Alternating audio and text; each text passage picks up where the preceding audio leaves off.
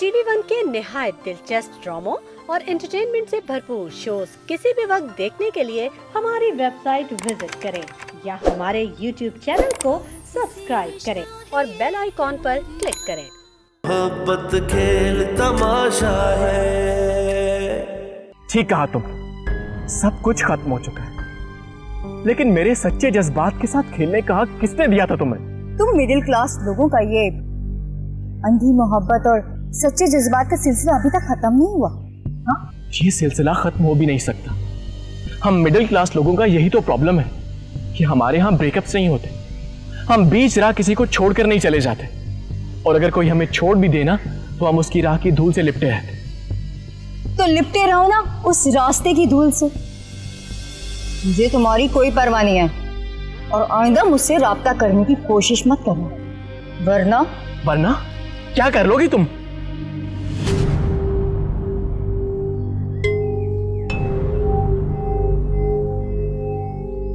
अरे यार रुक जा, ये कोई तरीका थोड़ी है उससे बात करने का।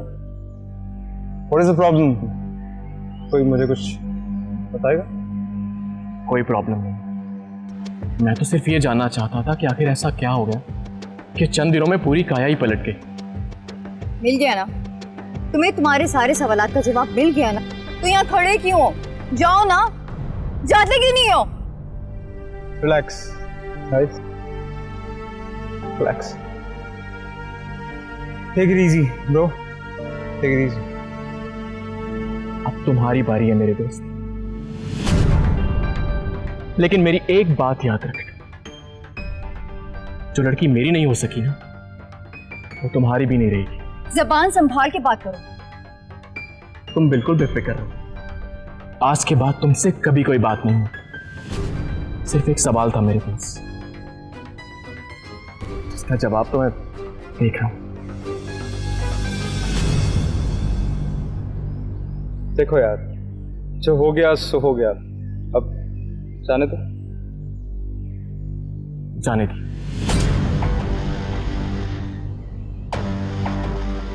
Take care.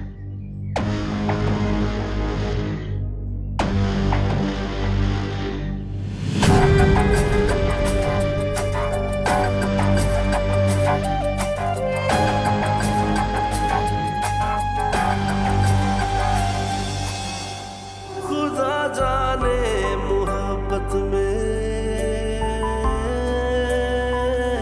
ये कैसा मोड़ आया है, मगर दिल ने मोहब्बत को मोहब्बत से निभाया है, लुटा कर हर खुशी अपनी ये गम सीने लगाया है, लुटा कर हर खुशी अपनी ये गम सीने लगाया है। मोहब्बत खेल तमाशा ही दुनिया ने बनाया है, न जाने प्यार में हमने क्या खोया है क्या पाया है। मोहब्बत खेल तमाशा ही क्यों दुनिया ने बनाया है, न जाने प्यार में हमने क्या खोया है क्या पाया है। खुदा जाने,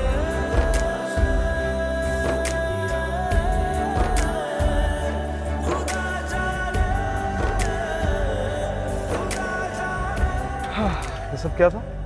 कौन था वो लड़का?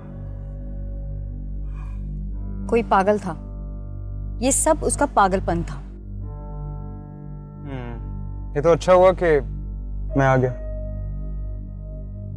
हाँ, अच्छा हुआ तुम आ गए। मुझे तुम्हारा आना अच्छा लगा। मुझे तुम जैसे स्ट्रॉन्ग मर्द अच्छे लगते हैं। Thank you.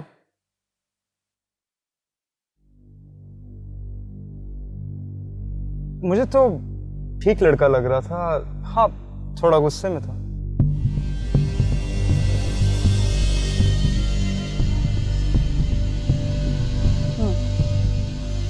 मर्दों के पास गुस्से के हथियार के सिवा कुछ नहीं होता।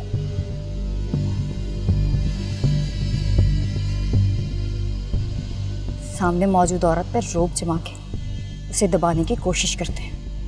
हाँ, लेकिन मुझे गुस्से की वजह समझ में नहीं आई। क्या तुम और वो कभी क्यों ना हो रहा है?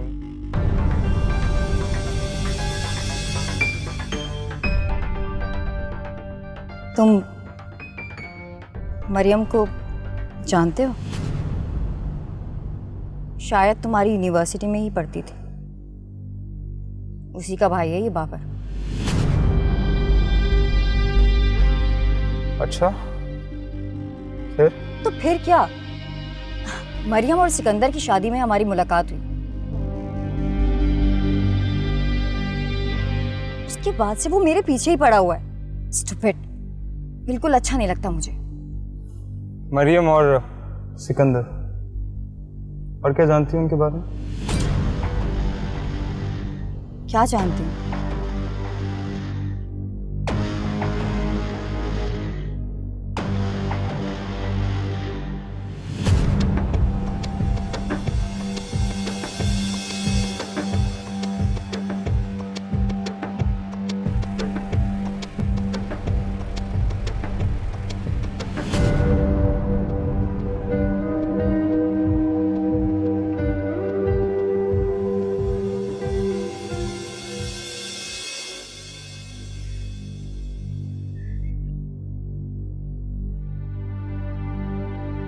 सिकंदर की परेशानी की क्या वजह हो सकती है? ऐसा क्या हो गया है कि वो ये सब कर रहे हैं?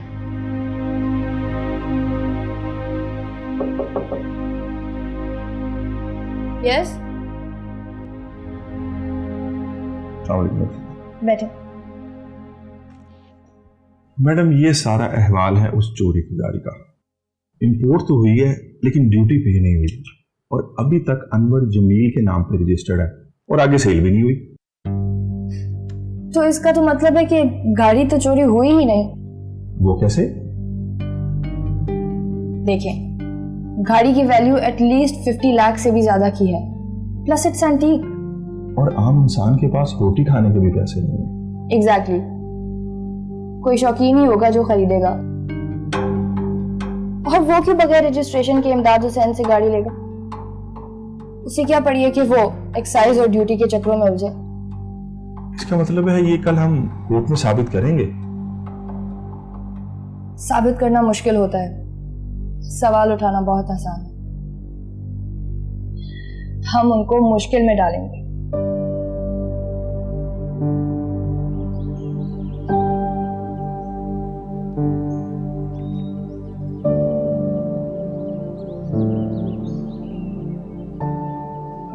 ले भाई, तेरा घर आ गया। तूने परेशानी की वजह नहीं बताई। अरे यार, कोई परेशानी नहीं है। और ये क्या, पिछले 1 घंटे से तू यही पूछ रहा है, परेशानी परेशानी? तुम्हें क्या इल्हाम हो गया था कि मैं परेशान हूं और मुझसे आके मिला जाए? अरे मैंने तुझे वैसे ही बुलाया था, परेशानी का तो देखकर अंदाजा हो रहा है। अच्छा, उतर क्यों नहीं रहा तू? यार एक बात कहनी थी लेकिन हिम्मत नहीं हो रही, क्योंकि तू नाराज हो जाएगा। जाहिर बात है, अगर बात नाराजगी वाली होगी तो गुस्सा तो आएगा ना। कोई बात नहीं, मुझे तेरी दोस्ती ज्यादा अजीज है, मैं फिर भी बताऊंगा। बोल यार वो, अरे बोल ना यार वो रमीज वापस आ गया।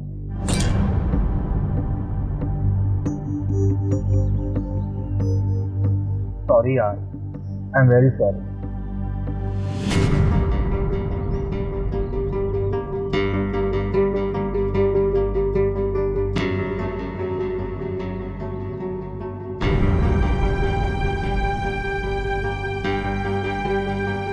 मैडम, कल 11 बजे का टाइम है। इमदाद हुसैन को बता दिया?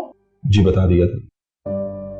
एक काम करें, अनवर जमील पे करप्शन के जो 2 केसेस हैं उनका तो मुझे पता है, और खैर से वो जितना ईमानदार आदमी है, आई एम श्योर और केसेस भी जरूर होंगे। बिल्कुल होंगे, मैं इंफॉर्मेशन निकाल लेता हूँ, लेकिन हम करेंगे क्या?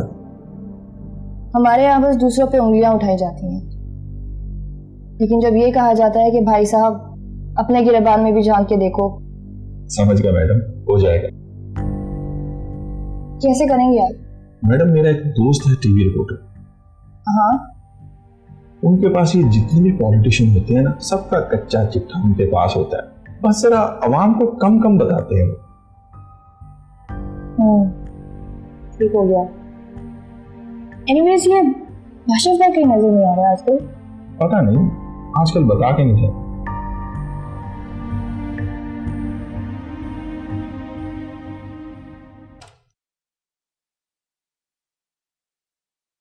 ये क्या है? खुद को कमरे में बंद किए बैठी हो? अरे अब तो मुलाजिम मेरी सुनते ही नहीं है, बस सिर्फ तुम्हारी मानते हैं। अब आप इस तरह से कहेंगी मुझे? अच्छा चलो उठो, आओ शाबाश। वो माने जान, थोड़ी सी तबीयत खराब हो रही है। क्या हुआ? चलो उठो, आओ तुम्हें डॉक्टर के पास ले चलती हूँ। नहीं नहीं, इतनी भी बीमार नहीं हूँ मैं थोड़ी सी फ्रेश होंगी ना, ठीक हो जाऊंगी। चलो ठीक है, जल्दी से फ्रेश हो जाओ और फिर आओ बाहर। हाँ, मैं वेट कर रही हूँ, जल्दी आना। ठीक है।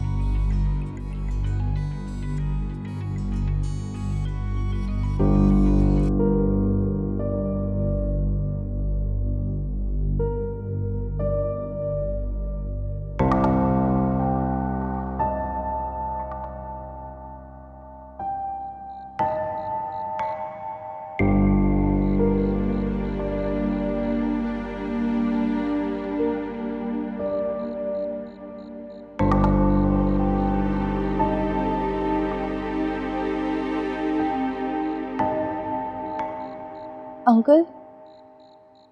जी बेटा। अंकल वो एक्चुअली मैं काफी देर से सिकंदर को कॉल कर रही थी, लेकिन वो कॉल पिक नहीं कर रहे। आप प्लीज उसे कॉल करके चेक कर सकते हैं कि वो कहाँ है? I am a little worried. ठीक है।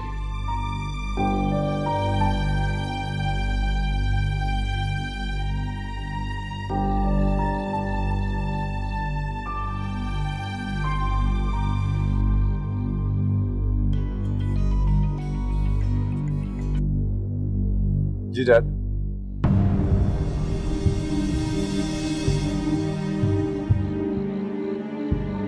बेटा वो मेरा फोन भी रिसीव नहीं कर।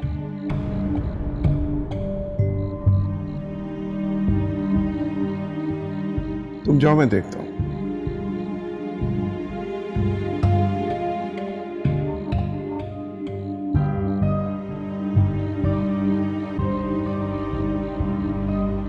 कहाँ हो तुम?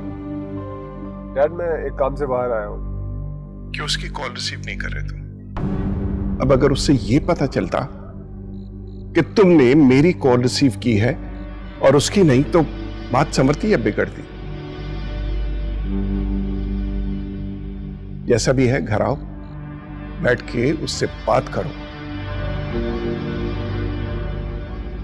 राब्ते कम होते हैं तो फासले बढ़ने लगते हैं। आई समझ? जी डैड। ओके।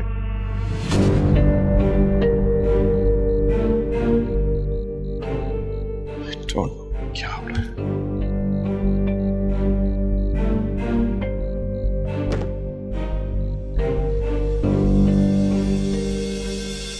खुदा जाने मोहब्बत में ये कैसा मोड़ आया है। इतना ओवर रिएक्ट करने की जरूरत नहीं है तुम्हें। अब सब कुछ खत्म हो चुका है, समझे? ठीक कहा तुम, सब कुछ खत्म हो चुका है, लेकिन मेरे सच्चे जज्बात के साथ खेलने का हक किसने दिया था तुम्हें? तुम मिडिल क्लास लोगों का ये अंधी मोहब्बत और सच्चे जज्बात का सिलसिला अभी तक खत्म नहीं हुआ। हाँ, मुझे तुम्हारी कोई परवाह नहीं है और आइंदा मुझसे राब्ता करने की कोशिश मत करना।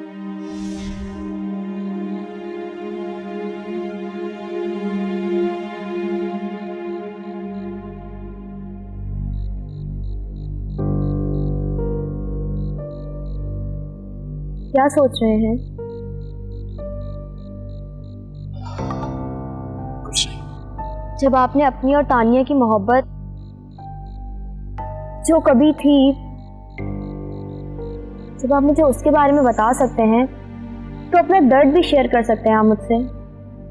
कुछ मैं ये सोच रहा था कि किसी इंसान के दो चेहरे कैसे हो सकते हैं, कितना मासूम और कितना घिनौना और बेरहम।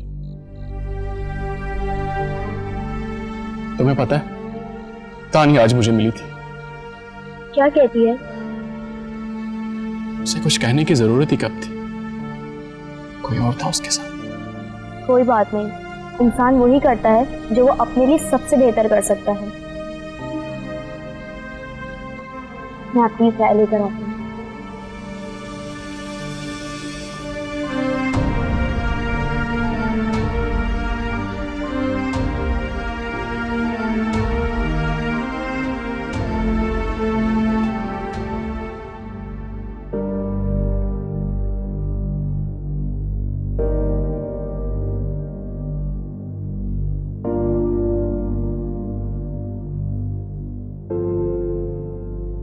Is everything all right?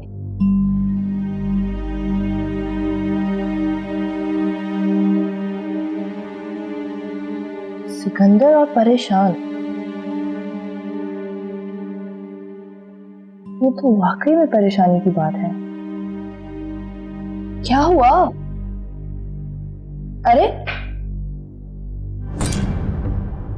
At least बताकर तो जाएं।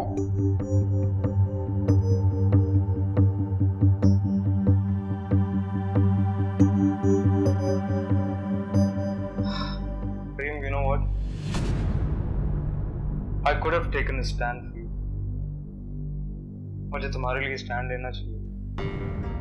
तुम्हें कोई कमी नहीं कि मैं पीछे हट जाऊं। मॉम और डैड को भी मानना पड़ता। खुद को कोसने से कुछ हासिल नहीं होता, वही होता है जो किस्मत में लिखा। और आई होप कि अब तुम एक चेंज इंसान, mature. Now, can we go out for lunch? Yeah, sure.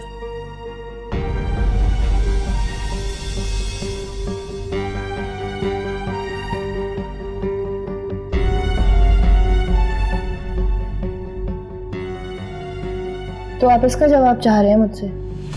नहीं, लेकिन हकीकत क्या है ये जानने का हक तो है मुझे।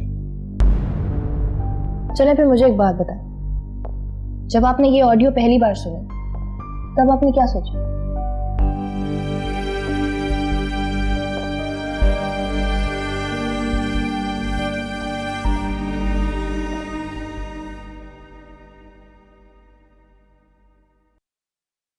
असवंत, मुझे घर की फजा में तनाव की कैफियत महसूस हो रही है। सिकंदर रोज सुबह सवेरे निकल जाता है और इतना लेट नाइट वापस आता है, और मुझे ना उसके चेहरे पर फिक्र की लकीरें नजर आती हैं। हाँ, मुझे तो कुछ ऐसा महसूस नहीं होता, शायद ये आपका वहम।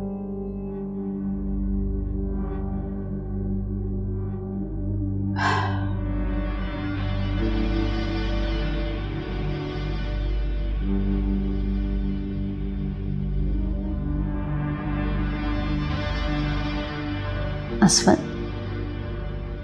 जो जिद सिकंदर ने की थी ना मरियम से शादी के बाद, वो जिद उन दोनों के मरासिम में नजर नहीं आ रही मुझे। हाँ, आप क्यों इतना वार कर रही हैं? जवान लोग हैं, उनके लगाव और खिंचाव में फर्क करना बहुत मुश्किल है। उनकी अपनी केमिस्ट्री है। नहीं असफत साहब, कुछ तो है जिसकी पर्दादारी है।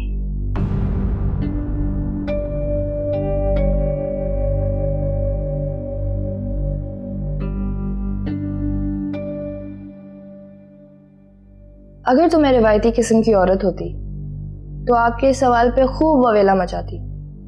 हाय मेरा शौहर मेरे कैरेक्टर पे उंगली उठा रहा है, हाय मेरा शौहर मुझ पे शक करता है।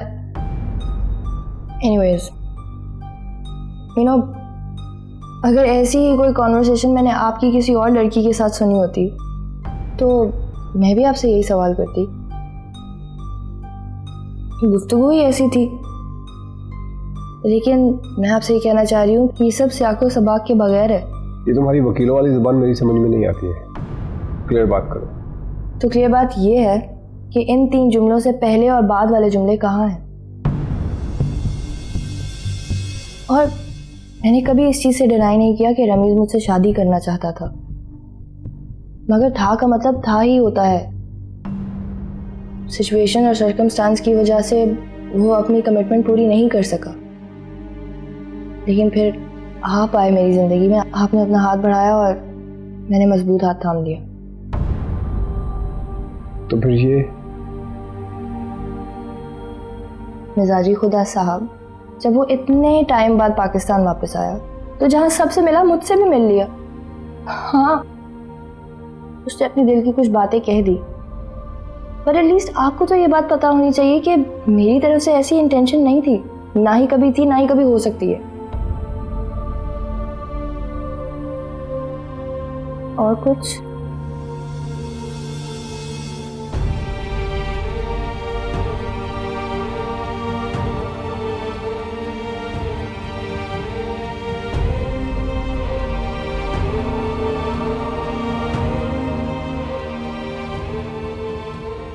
कभी तो मानो कि मुझसे मोहब्बत हो गई है तुम्हें। Prem, you know what? I could have taken a stand for you. मुझे तुम्हारे लिए स्टैंड लेना चाहिए। तुम्हें कोई कमी नहीं कि मैं पीछे हट जाऊं। मॉम और डैड को भी मानना पड़ता। खुद को कोसने से कुछ हासिल नहीं होता, वही होता है जो किस्मत में लिखना। और आई होप कि अब तुम एक चेंज्ड इंसान हो, मैच्योर हो। Now, can we go out for lunch? Yeah, sure.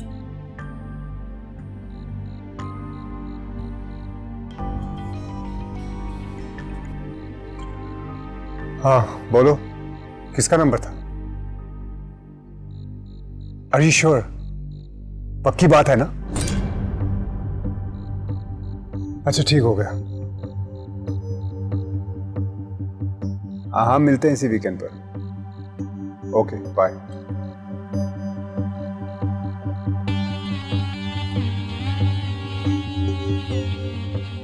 Tania ने मुझे व्हाट्सएप पर रमीज और मरियम की बातें रिकॉर्ड करके भेजी, लेकिन ये रिकॉर्डिंग मरियम के ऑफिस में हुई। तो फिर मरियम के ऑफिस में तानिया का मुखबिर कौन हो सकता है? काशिफ को वहां छोड़ा था मैंने।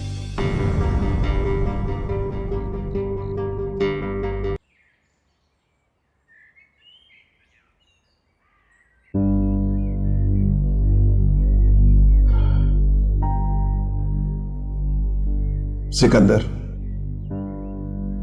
बेटा, क्यों अपनी बीवी को परेशान कर रहे हो? नहीं डैड, अब तो सब ठीक हो गया।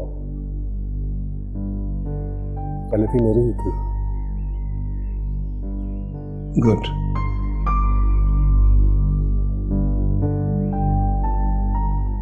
बेटा, मैंने कहीं पढ़ा था कि अच्छे शौहर की निशानी यही होती है, अगर उससे गलती हो जाए तो उसे अपनी बीवी से माफी मांग लेनी चाहिए।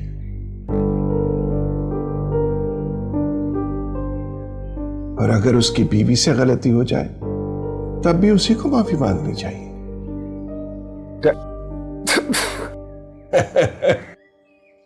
डैड आप भी ना। बेटा, मियां बीवी का रिश्ता एक नाजुक से धागे की तरह होता है जो हल्के से तनाव से टूट सकता है, मगर उतना ही मजबूत होता है कि उस पर आने वाली नस्लों की हम बुनियादें रख सकते हैं। डैड ये कैसे मुमकिन है कि इतना नाजुक बंधन और इतना मजबूत? कभी इस रिश्ते की मजबूती पे एतमाद करके देखो तो तुम्हें यकीन आ जाएगा। अपनी दादी को देखा था किस तरह 10 साल तुम्हारे बीमार दादा की उन्होंने खिदमत की कि उनमें जीने का हौसला जिंदा रहा।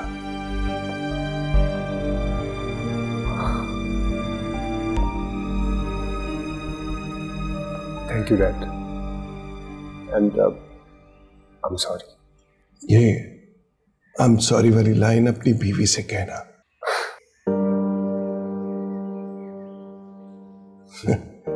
खुश रहो और उससे यानी मेरी बेटी को भी खुश रखो। अच्छा, अब वो आपकी बेटी हो गई? ऑफ कोर्स, अब वही मेरी बेटी।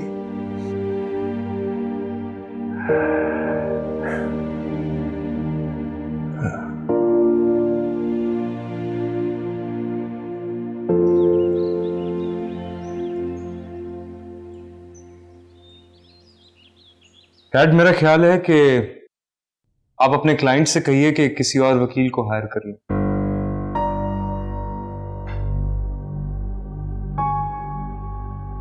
क्या मतलब है तुम्हारा? मतलब ये कि आपकी विनिंग एवरेज बहुत अच्छी है। 99.9 वो तो है, शायद ही आज तक कोई केस हारा हूं मैं। लेकिन डैड इस बार मुझे डर है कि आपका रिकॉर्ड कहीं खराब ना हो जाए, क्योंकि मरियम बहुत कॉन्फिडेंट है और काफी प्रिपेयर्ड है। तुम मिले हो मरियम से? जी मॉम, मिला हूं, लेकिन अब ऐसा वैसा तो है कुछ नहीं। होना भी नहीं चाहिए। आप मेरी फिक्र छोड़े मॉम, डैड को समझाओ। हाई प्रोफाइल केस है, मीडिया कवरेज है, कहीं ऐसा ना हो कि हाथ आए। ऐसे बहुत सारे बच्चे देखे हैं मैंने कैरियर में जो बड़े बड़े केसेस में हाथ डाल देते हैं, लेकिन कमरा अदालत में हलक खुश्क हो जाता है, गले से आवाज नहीं निकलती। लेकिन डैड आपने मरियम जैसे बच्चे नहीं देखे होंगे, I promise, she is too good. चलो देख लेना, आज कोर्ट में तुम्हारे सामने ही होगा सब कुछ। नहीं डैड, आज नहीं, आज थोड़ा बिजी हूं, सम अदर टाइम में भी। ठीक है, अगली पेशी डलवा देंगे, लेकिन तुम्हारी गलतफहमी जरूर दूर करूंगा मैं। श्योर।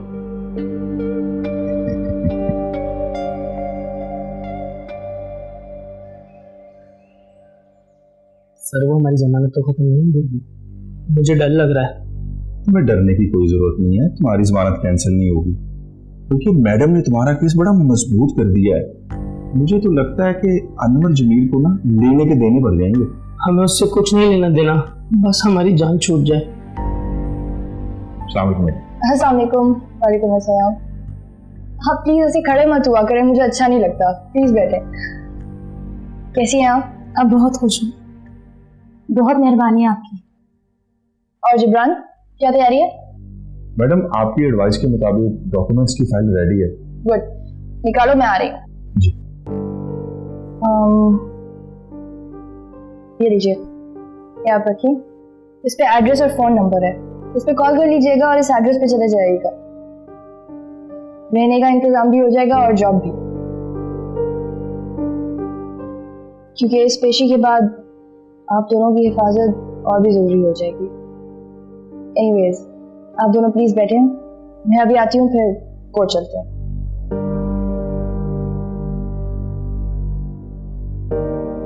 कंडीशन तो गुजारे लायक है, क्या फाइनल करते हो? 3 लाख, इससे कम नहीं। 2.25, इससे ज़्यादा नहीं। और सोच लो, अगर मंजूर हो तो बता देना, ठीक है?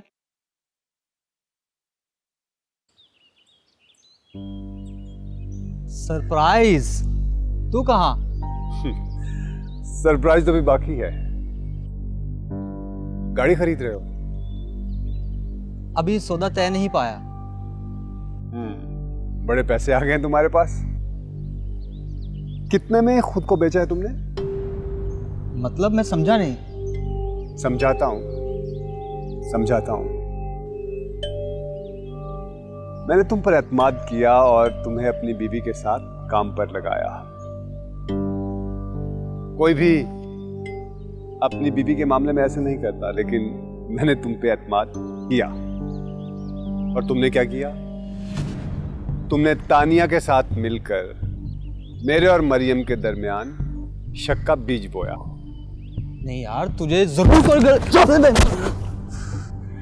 यार वार कुछ नहीं। अगर आज के बाद तुम मुझे नजर आए तो उससे अगली बार किसी को नजर नहीं आओगे। रिलैक्स यार। Get lost. जा रहा हूं।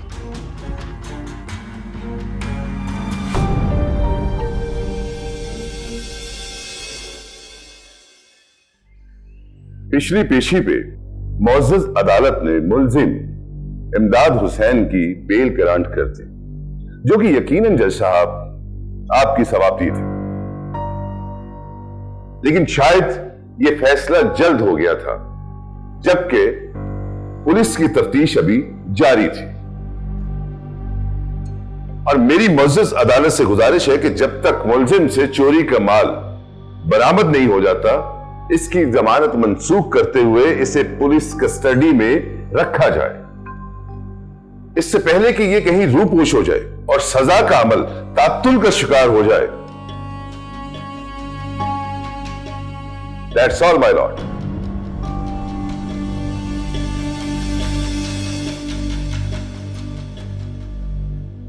वकील सफाई, अब आप अपने दलाइल दें। शुक्रिया जज साहब। मेरे फाजिल वकील शायद काफी जल्दी में है। उन्हें ना जाने क्यों ये यकीन हो गया है कि उनके मौकिल अनवर जमील की गाड़ी चोरी ही हुई है, और वो भी मेरे मौकिल इमदाद हुसैन ने ही चोरी की है। 50 लाख की गाड़ी है माय लॉर्ड, जो हवेली से चोरी हुई है। उस वक्त यही मौजूद था। बराए करम जमानत मंसूख की जाए जैसा।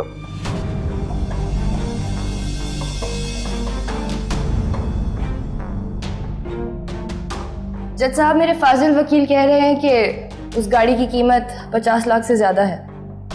वो ये चाहते हैं कि मेरे मौकिल इमदाद हुसैन की जमानत मंसूख की जाए। तो ठीक है, अच्छा ख्याल है।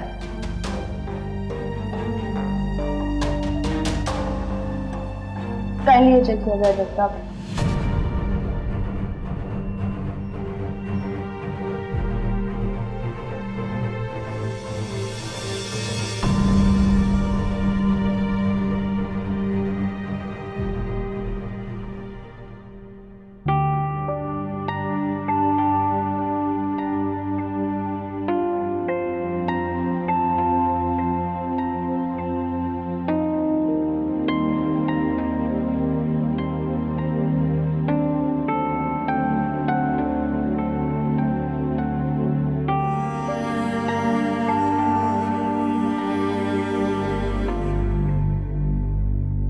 जज साहब, आप देख ही चुके होंगे, ये मुद्दई अनवर जमील की मुख्तलिफ अदालतों में चलते हुए केसेस की इंफॉर्मेशन है। यहाँ पे तो सिर्फ 50 लाख के लिए रोना रोया जा रहा है, जबकि इन चारों केसेस में से कोई ऐसा केस नहीं है जो 50 करोड़ की करप्शन से कम का हो। आप कहना क्या चाह रही हैं? यही कि इस हिसाब से तो इनके मौकिल अनवर जमील की भी जमानत नहीं होनी चाहिए, बल्कि वो तो पिछले 3 साल से जमानत पे बाहर है, बल्कि असेंबली के अंदर है। हम सब इस इंसाफ के लिए तो अदालतें नहीं लगाते। ऑब्जेक्शन माय लॉर्ड, दीगर अदालतों के केसेस का यहां क्या काम है? कोई काम नहीं है, सिर्फ रेफरेंस के तौर पे। लेकिन ये मत भूले कि वो अदालतें भी इस्लामी जमहूरियत पाकिस्तान की है। जज साहब, ये अपनी कम तजर्बाकारी से सादा से चोरी के मुकदमे को उलझा रही है। माय लॉर्ड, मुझे लगता है मेरे फाजिल वकील अपने मुवक्किल अनवर जमील को यहाँ बुलाकर ही दम लेंगे। उन्हें वो असेंबली में बैठे हुए शायद अच्छे नहीं लग रहे। जज साहब, हकीकत तो ये है कि लोहे की बनी हुई वो एंटीक गाड़ी एटलीस्ट 3-4 हजार पाउंड तो वजनी होगी, और उसे सर पे उठा के ले जाया तो जा नहीं सकता। और मेरे मुवक्किल इमदाद हुसैन को ड्राइविंग नहीं आती।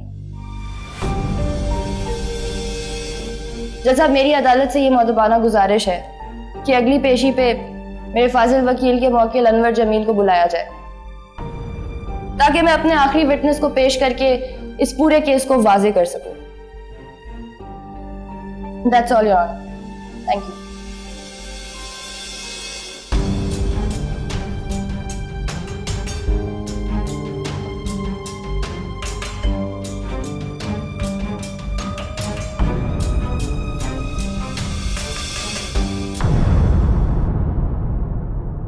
मोहब्बत खेल तमाशा